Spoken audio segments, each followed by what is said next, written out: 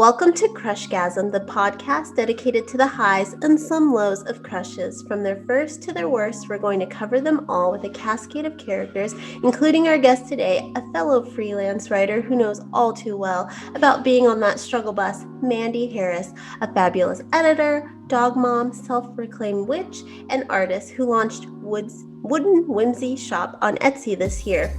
She's here today to talk about a crush that came about when Tobey Maguire was the world's only live-action Spider-Man. It was her junior year of high school, and his name was Jason. Mandi, how are you? I'm doing well, considering. Yes, considering the world is crumbling around us. Yeah, you do the best you can. That's what you got. So Mandi, we're talking about your high school crush, but you didn't actually go to school with Jason. Can you tell us how you came to know this person? Well, it was many a year ago. It feels like it now that I look back, but I just started going to anime conventions the year before in Atlanta. We have a big one called Anime Weekend Atlanta. Mm-hmm. It was my second year going, and before that someone started a message board, and a lot of people I knew, like my friends, got involved too. So just messaging about the con, what costumes everybody was going to wear, and one of those people was Jason. And I was like, oh, and he said he was going to dress as Gendo. And who is Gendo? Gendo is a character from the anime Neon Genesis Evangelion. And so not just me, but me and a bunch of people were like, hey, let's meet up at the con. Let's be friends. That simple? Like you were like stranger danger? Like none of those 90s TV specials kind of scared you away from meeting someone from the I was with a group of people, in my defense. I wasn't like, let's meet in a darkened video room alone. No, it was very public. Very, very public. Well, even with the group, my partner, my guy, he does a 90s podcast, and I watch the episodes with him every week, and we watch Smart Guy, and Taj Mowry and his little girlfriend met a guy, well, they thought was a kid who was going to sell them video games. He ended up, obviously, you know what twist and turn that took when they went to the basement. Yeah, gosh. Which was wild. I was like, what the hell? I actually remember the episode, though. So it was crazy. So was there no one at your school that was crush-worthy? Or were they all lame people who didn't appreciate the art of anime? I'm going to keep it real. I went to a very white redneck school. Oh, okay. And there wasn't a lot of, either they were like a sports jock, or they were just, I'm not saying everybody was like that. Not all the guys were like that. But there was a majority. And I developed my mom's quirk of liking older guys. Oh, so Jason was older. How much older? Is it legal to talk about it here? Considering I think you know the Jason I'm talking about. Oh, okay. Well, that's not I mean, you were a junior, so that's 16, 17, soon to be 18. Yeah, I was 16 going on 17 at this time. So. Well, that's fine. My mom and dad, they're not together. They ended the relationship when I was about 3, but somehow I got a little brother when I was 6, same dad. But they are over 20 years apart, so I don't think it matters. Yeah, okay, my crush was 7 years older than me. Yeah, I think my stepdad's 8 years older than my mom now, so who cares? Who cares? So a million years ago, when I wanted to be a psych major before I realized that statistics would never allow me to proceed with that career, I took an intro class, and one of the things that kind of stuck with me was the idea that when we're young, we base our friendships and crushes and whatnot on proximity. We're just like, oh, well, Chris is in the class, so I'm going to like Chris, just like that. It's not like you really like him. It's just, that's all available.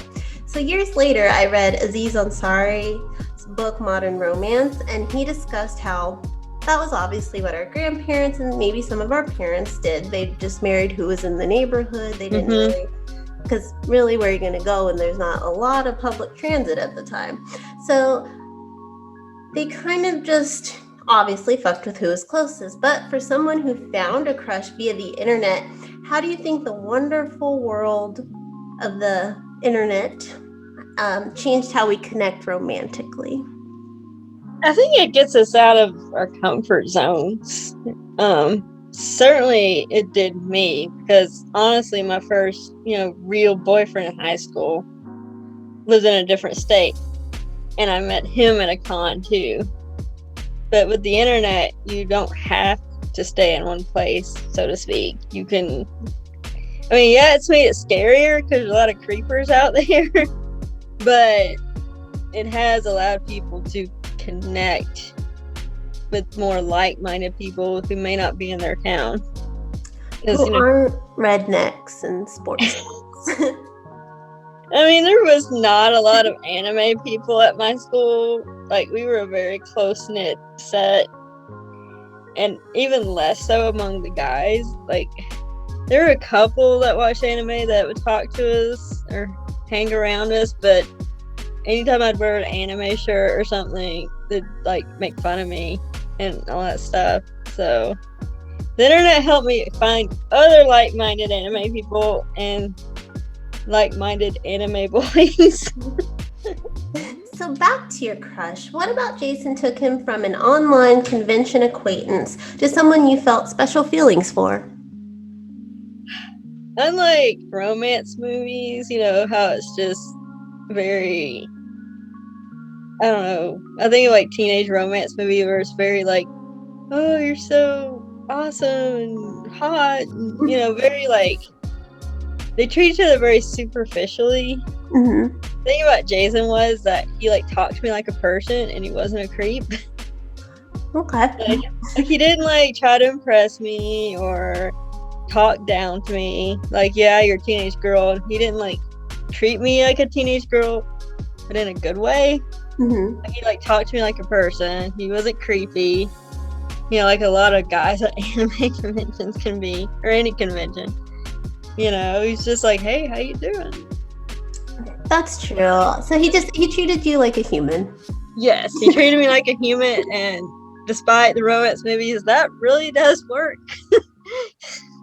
That is really attractive when you just treat someone like a human being. Even more so when you're a teenager, when you're used to being talked down to or especially when you're 16, you're so close to that age of being an adult. You're just a couple years off. You're why are you treating me like I'm 12, Yeah. And you look so young. I would think you were 12 today. Vampirism? I don't know. I think that's a good thing. You want that. Sometimes it's convenient. Sometimes I'm just come on, don't card me. Oh, the worst meme ever was I just saw it's you hand someone your ID and they give it back to you really fast. You're wow, you did the math really fast. They're oh, I saw the 19. So it's oh my God, I felt ancient. So your junior year is sort of the first step towards adulthood. Like we were saying, you're driving, thinking about college and future plans. And for many, dating and maturing in that regard. So feelings at 16, 17, they become a bit more intense. Looking back, would you say that your crush on Jason was just that, an intense one in terms of how much you liked him and whatnot? It was intense, and it was all the cheesy stereotypes too, oh, this song reminds me of him, or what song? I don't even remember, to be honest. It was the early 2000s, so any romance song, probably a Kelly Clarkson. Yeah, just anything. It could be, yeah, it could be anything. Anime theme songs about love. It's just it was. Oh, it's cheesy glory when you think of teenage crushes. I mean, we all have them.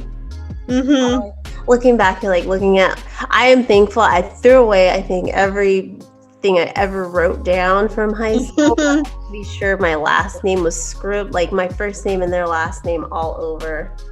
Oof, embarrassing. Yeah, live journal, was a thing back then. So when you said you met at on an anime message board, and then conventions. My mind went to Felicia Day because she recounts her first internet romance back in the 90s in her book, You're Never Weird on the Internet. The whole it's a good book if you haven't read it. The whole getting to know one another so much online and then kind of being awkward when you finally meet in real life, was that anything like when you met Jason, like you stepped away from the computer screen? Were you awkward at first, or did you guys gel automatically? I think the first 5 minutes were awkward, and then it eventually calmed down. I mean, it's like hard to be awkward for long when you're both in a costume. It kind of like, it's like they tell you to like picture someone naked or something. It's like you're both wearing what the outside world considers ridiculous costumes and having a conversation. So it kind of got rid of that. So that's what I think at like a convention you guys are going in with I think everyone that goes to anime or Comic-Con conventions kind of comes with that awkward anyway. Mm-hmm. Like, everyone there is weird. Yeah, pretty much. Pretty much. But yeah, it gelled after a while. So were these feelings ever mutual between you two, or did you know that his heart belonged to another? I don't know. I think the age thing was a problem, and he was very respectful. It was me like, I love you. I have a crush on you. Like, I was like very vocal, and I think he found me crush worthy, but he was being a good person. Darn those good guys. I know. No, I'm glad that he was and is still a good person. But when you're a teenager, the emotions are high and everything's so dramatic. Like heightened. You're like, everything is like a Degrassi episode. Yeah. They're not over exaggerating. This is real life. Yeah, and even when I got like the legal adult age, I was still trying until finally like he met someone, and I gracefully exited. I think I gracefully exited via email or something. Oh no, email breakup. It wasn't even a breakup. Well, like a mental breakup. Yeah, and I'm like happy that I had the crush because it did tell me, like, help me guide me towards a more emotional maturity. So you said that did that happen about 3.5 years ago? That's when your crush kind of fizzled away. Is that what happened? Well, from about when I was about 20s when it finally fizzled out. I gotta move on. Yeah.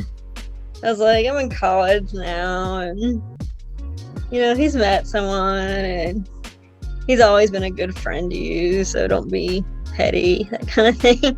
That is very mature.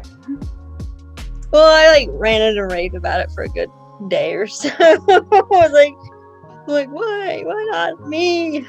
This crush lasted years, and then you just were like, it took a day to kind of move on. You were like, okay, I'm back. I'm very adaptable. I like that. You have to be. That's something we should all take from you. I have like in my head, I sometimes am like, what if like my 5th grade crush and me had married? Oh my god. For no reason. I don't remember my 5th grade crush. Mine was Kaylin, and I'm glad we didn't get married because we probably would have got divorced over his family. Oh gosh, yeah. Just a heads up if they're listening, that would have been the end of our marriage, would have been the mom. Oh boy. So, did your experience meeting and getting to know and eventually crushing on someone from the internet in any way impact how you approached future online chance encounters? Yes. I think after that and some other things that not quite related to that, I became very a lot more guarded. That's when you start hearing about internet murders and everything. They were on the rise then, yes. Yeah. And I was just like, and plus college at the time, I was actually meeting more people in person. So I didn't have to rely on the internet as much. Did your And college have an anime club at all? we were part of an anime club for a little bit, and we would meet there at the meetings. Nice. And I'd be like, oh, it's him. Oh. So you guys are still friends today, you and Jason? Yes. That's good. Healthy. What is it? Gwyneth Paltrow, uncoupling. Well, I guess we've been uncrushed and uncoupled for 15 years. So I would hope so. So to wrap up this portion about the crush, if life were like a fairy tale and you and Jason were together today, how different would your life be? Oh God. I really don't know. We'd probably be in a different place, different state. Would you have moved to where he's from, or do you think you'd be like, hey, come here, or would you be like, screw it? I would probably go there. Isn't he Florida? Yeah. No, don't go there. I know, I don't want to go back there. The headlines from there are wild. Yeah, my mom lived there before she passed, and Wild. yeah, so. Is that where you're originally from then? No, I'm from Georgia. Oh, so she just moved there. Yeah, she moved there before she passed, so. She liked it wild. Yeah, that's for sure. So now it's time to tell us a little more about Wood and Whimsy Shop. First off, what got you into, I'm going to say it hopefully right, how do you say that? Pyrography? Pyrography? Yes. Wood burning. That works. Use wood burning because I can't really say the word very well either. Boredom. I'm not going to lie. Was it this past year? Actually, I got into about 3 years ago. I was also poor at the time, like really broke, and I was like, I need to figure out a way to make some Christmas presents. And I know I didn't have the time or the energy to like paint a bunch of things for people. Mm-hmm. So I was like, I'm going to try this. So I got like the wood burning kit for my birthday, and I just sort of went to town and just kind of kept improving from there. And it's been 3 years, but I know recently you decided to go from a hobby, kind of just I'm bored, to putting it on Etsy. What influenced you to make that hop to the Etsy world? It was a promise to my mom that I would actually do it. Oh, I said I would. She was like, "You need to do it. You need to do it. You need to put your stuff up." And I was like, "Okay, I promise. I'll get a shop up." So it was following through on a promise, and I'm trying to follow through on things more in general. Follow her wild spirit. Mm-hmm. Maybe Pretty not much. Florida, but in general, in a better state. I don't want to move to Florida ever. No. My fiance, he went to school there, and that's the one place he was like, I will never, no amount of money in the world can make me go back to Orlando. So once the world normalizes, do you think you'll head out and sell your wood burning art crafts at like fairs and farmers markets? I would. There's a thing that's held like 4 times a month at just 2 different locations, called the Maker's Mash, where people sell their homemade stuff. So I thought maybe at least once trying to get a table there just to see how it goes. Yeah, I love those little farmers markets. We have a local one I'll be heading to today to get a cookies and cream whoopie pie. I've been stalking this lady's Instagram. Yum. It looks so good. So what are some pieces, your wood burning pieces that you have in mind that you'll be working on and selling in the near future? I like to do full scale kind of pictures like of gods and goddesses Ooh. Like would burn like a whole scene with a figure in it. Like I did one of Persephone, and that was really well received. So Is that the good. woman with the tree and the? Yes. Yes, that one Yeah. was nice. I really like the jewelry box you did recently. Oh, thank you. That was really nice. The flowers. I actually have a piece, everyone. She did my name. It's on my shelf with all my little Bambi collectibles. All my bookshelves are color coded, so it's with like the browns and beiges. It looks really nice. Awesome. Glad you liked it. So, lastly, can you tell people where we can find you online? You can find me on Etsy. You just type in Whimsy Shop.